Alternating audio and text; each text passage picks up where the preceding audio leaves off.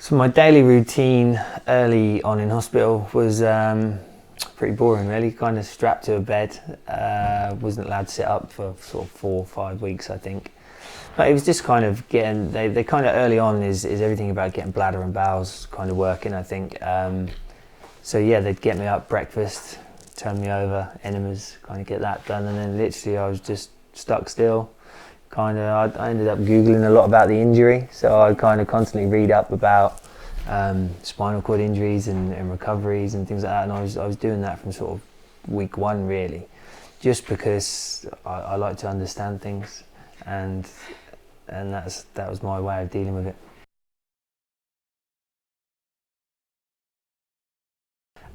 Yes, it's kind of strangely the most organised I've ever been in my life. I kind of, within 3 weeks of being paralysed, I'd emailed the lady from the Sports Association and registered myself to do sporting events, and I actually called her and said, I'd like to register. She said, oh, how long have you been paralysed? I said, oh, 3 weeks. And she was like, well, you've been out of hospital 3 weeks. I said, no, I'm still strapped to a bed. And she said, I don't think we've ever had anyone call us to register who's still in hospital. But I was just organised. I just thought, right, this is it. What do I need to do? I mean, we're lucky, really. We live in a world where you can find out, infinite amounts of knowledge at your fingertips, really. So I've become a spinal specialist within the first month, and generally, when they come around and talk to me, I was asking them questions, and like, how do you know about that? But that's just me. I have to research things.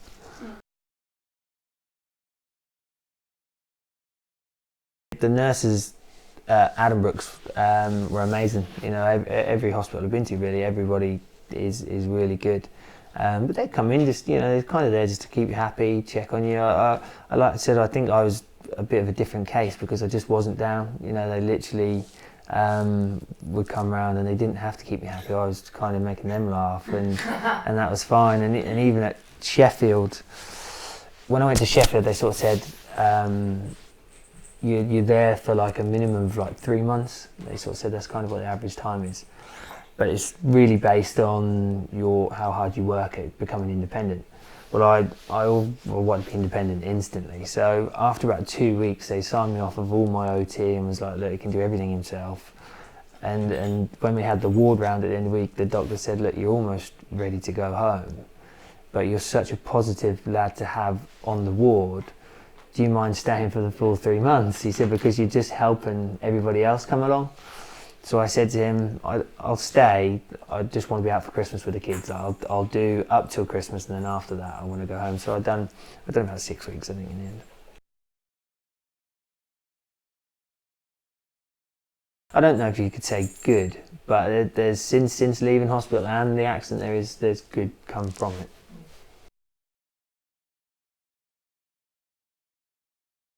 I mean, I would say it's just kind of being positive, just literally. I'm yet to meet anybody in a wheelchair or someone who's been through a spinal cord injury who is sad. It's just, there are, but it's the length of time it takes them to kind of process it. So for me, I process it straight away, and then I think as soon as you deal with that, you can then continue to start your new life after spinal cord injury.